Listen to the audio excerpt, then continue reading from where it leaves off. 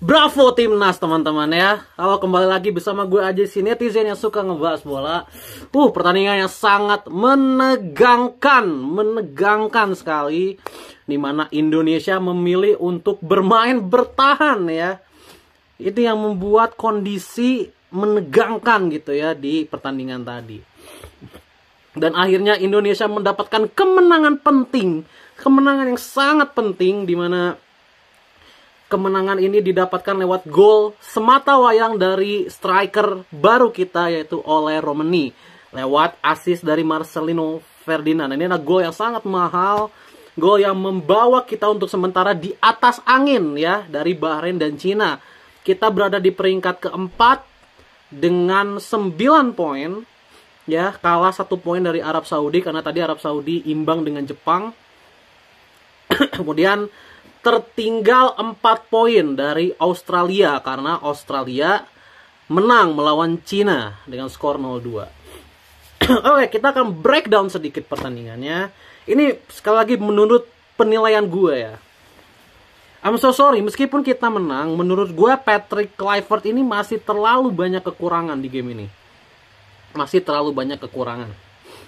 Meskipun kita berhasil clean sheet, tetapi lapangan tengah yang tadinya diisi oleh Haye dan Pelupesi ya. Haye dan Pelupesi ini, Pelupesi tadinya bermain cukup solid. Namun mid block yang diterapkan oleh Patrick Kluivert ini tengahnya masih agak bolong. Haye dan Pelupesi masih agak terlalu jauh menurut gua. Untungnya Pelupesi ini bermain agresif sehingga dia menutup banyak sekali ruang yang ada di depan kotak penalti, meskipun 1-2 kali sempat berlubang sebenarnya. Dan ini membuat situasi sempat menegangkan di beberapa momen ketika Bahrain menguasai bola gitu ya. Namun dengan transisi cepat yang dilakukan oleh timnas Indonesia, di mana ada bola langsung direct, ini membuat belakang dari Bahrain juga kocar-kacir gitu. Terlebih lagi kita punya pemain yang kualitasnya luar biasa. Di depan ada Ole Romeni, ada Ragnar Oratmangun, ada Marcelino Ferdinand.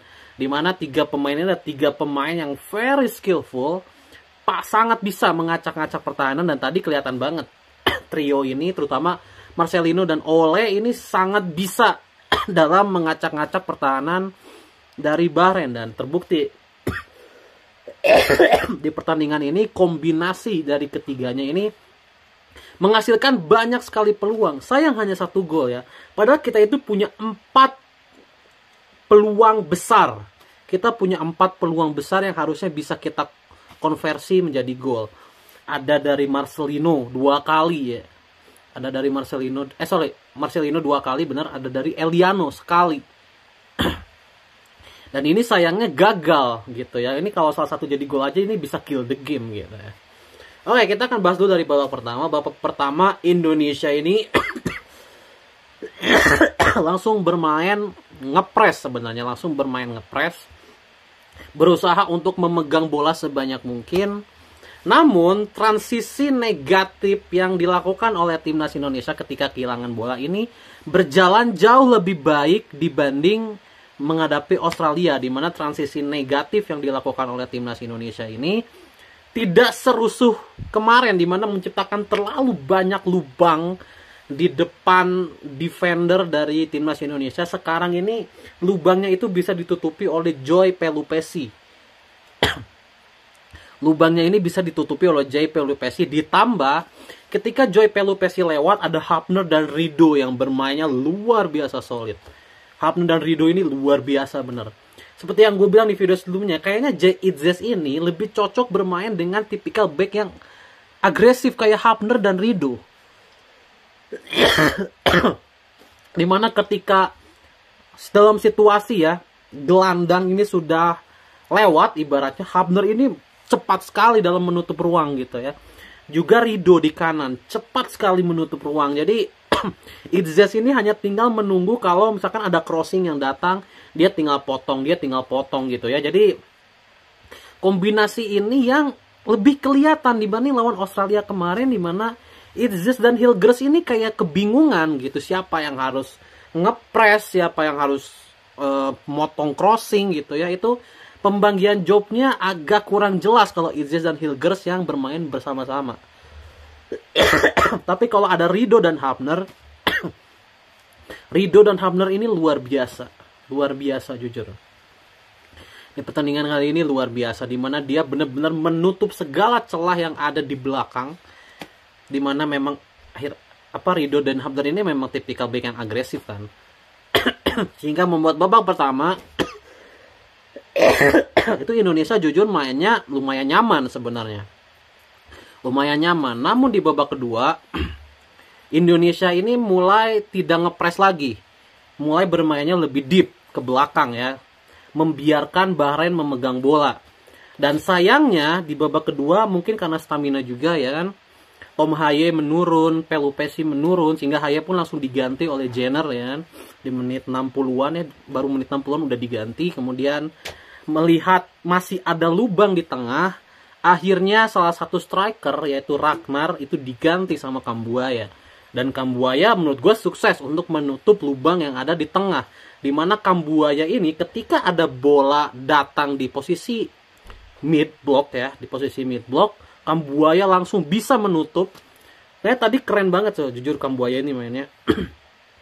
Ketika bola sudah nyampe mid block, bola itu bisa langsung ditutup. Sehingga akhirnya di 20 menit terakhir atau 10 menit terakhir mungkin ya, Bahrain ini akhirnya bermain pragmatis. Jadi tidak lagi mengandalkan possession, tapi langsung fast break gitu ya. Dan itu tentu saja makanan untuk seorang Jay Idzes. Ya kan? Fast break, kemudian crossing itu kan makanan sekali untuk Jay Idzes gitu ya. Sehingga akhirnya menjadi tidak efektif. Dan akhirnya kita berhasil mengunci kemenangan dengan skor 1-0. Akhirnya ketegangan ini selesai juga teman-teman. Ketegangan ini karena benar-benar ketika sebelum menghadapi Bahrain, kita tuh dilanda pesimisme yang luar biasa. Tapi meskipun menang, gue masih menilai negatif Patrick Kluivert. I'm so sorry. Patrick Kluivert dan timnya. Karena menurut gue, timnas Indonesia ini masih belum bermain di level yang sebenarnya. Menghadapi Bahrain, ya, harusnya pertama kita bisa lebih klinikal. Ya, yang kedua organisasi harusnya bisa jauh lebih baik. Dalam artian harusnya ketika bermain mid block, tengahnya ini harusnya jangan terlalu berlubang. Jadi ada pembagian job di siapa yang nanti ngepres, siapa yang nutup gitu ya. Jadi sehingga tengahnya ini tidak terlalu berlubang. Untung kita lawannya Bahrain. Kalau itu lawannya Jepang udah beberapa kali jebol mungkin gawang Indonesia. Karena Bahrain ini kan ya Bahrain is Bahrain secara level ya, passing banyak yang ngawur gitu ya, crossing gak jelas gitu ya. This is Bahrain gitu. Tapi kalau menghadapi Jepang, kalau tengahnya agak berlubang seperti ini, bisa dihukum oleh tim sekelas Jepang gitu. Makanya kemarin pun dihukum sama Australia kan, lubang-lubang yang ada, dan lubang ini masih ada meskipun kehadiran Joy Pelupesi sedikit menutup lubang-lubang yang ada di depan ini. Nah, ini adalah PR sekali lagi untuk Patrick Kluivert dan tim. Harus benar-benar jelas gitu. Kalau bermain mid block, tengahnya make sure harus jangan sampai jebol. Seperti yang Australia lakukan.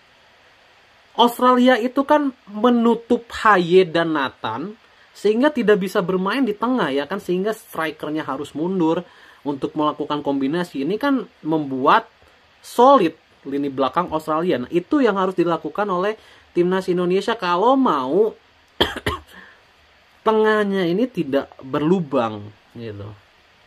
Dan gue memberikan kredit untuk Joy Pelupesi ya yang tadi bermainnya benar-benar sesuai dengan levelnya, benar-benar mau bekerja keras mencari bola ke kanan ke kiri gitu ya, menutup bisa dibilang sedikit lubang yang ditinggalkan oleh Tom Haye.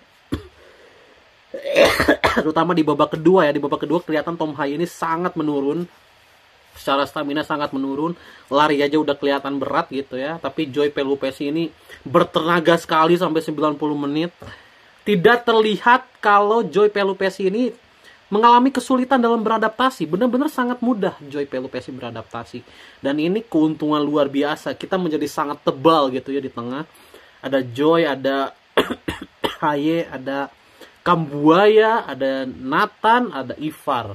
Ini menurut gue udah 5 terbaik lini tengah yang ada di Indonesia. Oke. Nanti next kita akan menghadapi Cina, dan kemenangan melawan Cina akan mengunci tiket ke zona playoff. Jadi make sure kita juga harus menang melawan Cina. Dan melihat permainan seperti ini, jujur masih 50-50 menurut gua. Karena masih belum meyakinkan mainnya. Jadi masih 50-50, semoga kita bisa tampil dengan full tim ya. Beruntung gak ada yang akumulasi kartu tadi. Oh ya, Marcelino kena kuning ya. Berarti Marcelino harusnya akumulasi kartu ya. Kita akan main tanpa Marcelino berarti ya. Tapi Marcelino masih banyak yang bisa nutup gitu ya. So, semoga lawan Cina kita bisa menang. Ya. Semoga lawan Cina kita bisa menang dan bisa mengunci tiket ke playoff Piala Dunia untuk bertarung lagi nanti untuk memperebutkan 2 tiket tersisa. Gitu ya. Mantap timnas.